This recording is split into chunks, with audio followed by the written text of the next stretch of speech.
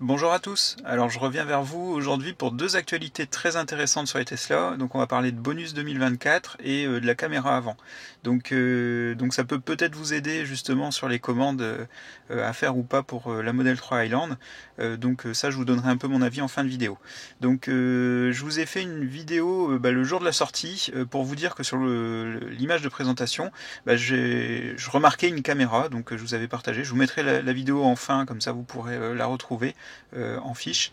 Donc c'est vrai qu'on voyait une caméra sur le pare-choc avant et cette caméra a disparu un ou deux jours après sur le configurateur, enfin sur la page Tesla. Et on voyait même quand on regardait vraiment la vidéo, on voyait un petit reflet un moment sur la caméra. Donc c'était vraiment pour attirer l'œil et dire qu'on la voit. Elle n'y est plus. Alors si elle n'y est plus, et là les premiers tests des Model 3 Highland ont été faits, il n'y a pas de caméra à l'avant. Donc peut-être donc deux possibilités. Soit il l'avait prévu au départ, puis au final ça a été annulé, soit il la prévoit pour plus tard. Ça peut être encore une éventualité. Donc du coup, alors c'est vrai que ça biaise un peu les commandes du premier jour, parce que ceux qui l'avaient remarqué, qui s'est dit tiens c'est cool, il y a une caméra devant, même si c'est pas noté dans les spécifications, il y avait quand même écrit vue 360, mais ça c'était déjà écrit avant avec le Tesla Vision qui considère que devant il voit avec la caméra du pare-brise. Bon voilà, ça c'est un petit point assez litigieux, mais en tout cas ils l'ont supprimé de leur page internet, donc c'est qu'ils savent que voilà, ça pouvait poser problème. Donc cet article c'est Tesla Drive Canada qui l'a publié. Là, on est sur la page d'Electib. Enfin non, c'est TeslaTib même, sa page dédiée aux articles Tesla. Je vous remettrai les liens des deux articles dont je vais parler aujourd'hui dans la description de la vidéo. Comme ça, si vous voulez les retrouver, allez les voir, vous pourrez aller les voir. Notamment, il y aura la vidéo de TeslaTib sur ce sujet. Donc ça c'était le premier point. Le second point qui est tout aussi intéressant, alors on va quitter YouTube, on va retourner dans le navigateur, logiquement, ça a quitté la page. Donc c'était sur FR Android et ça concernait donc Tesla et bonus. Et là, vous allez voir, dans l'article, il y a quelque chose d'intéressant. Alors, c'est pas encore quelque chose, on va dire, de sûr à 100%, mais le titre de l'article dit « Bonus 2024 ». Donc les MG4 et Dacia Spring passent à la trappe, mais la Tesla Model 3 pourrait réserver une bonne surprise.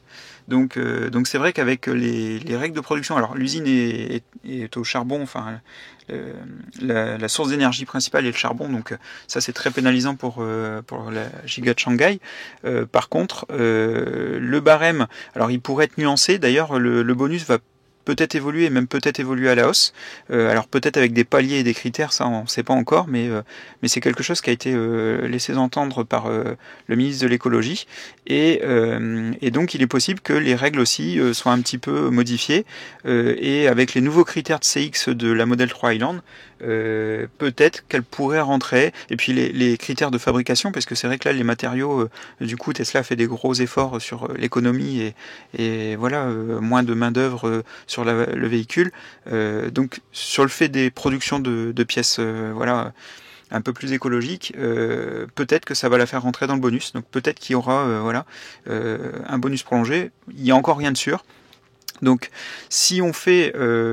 alors c'est vrai que pour le coup, moi je vous donne mon avis perso, je trouve ça super bizarre que dans un catalogue vous ayez un SUV, le modèle Y, éligible au bonus, et la berline qui consomme moins, pas éligible au bonus. Bon, ça me semble vraiment étonnant. Donc, mais bon, si c'est le cas, c'est le cas. Hein, mais les règles, c'est un peu bizarre du coup quand on prend un petit peu de recul sur la situation. Donc, ce qui fait que pour moi, si vous avez une Model 3 actuellement et que vous comptez passer commande de la nouvelle, moi, si vraiment aujourd'hui je voulais remplacer la mienne par la nouvelle, je pense que je patienterai. Surtout que voilà, j'ai eu le coup dur du modèle Y quand je l'ai commandé à la sortie, et puis qu'après il a baissé quelques mois plus tard.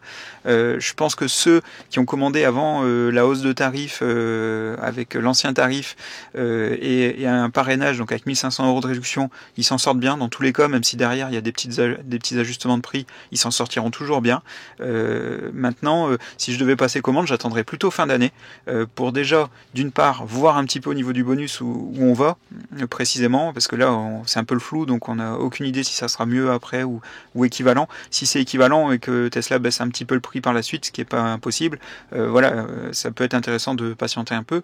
À côté de ça, on aura également un trimestre de passé, et donc peut-être, voilà, si à un moment la caméra avant refait surface, pour moi c'est un élément vraiment important sur le véhicule, et je vous en ai déjà parlé, hein, le Tesla Vision pour moi il est pas suffisamment au niveau pour s'y fier, donc voilà, c'est une caméra à l'avant, par contre ça solutionne totalement le problème, donc du coup moi je patienterai.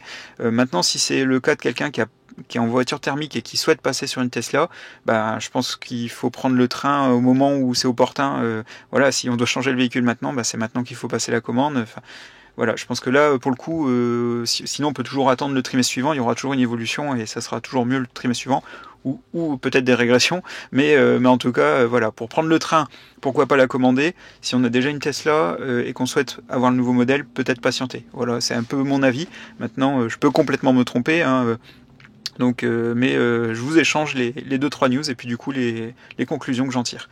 Bah, écoutez, n'hésitez pas à dire ce que vous en pensez en commentaire, et puis je vous souhaite une bonne journée, à bientôt.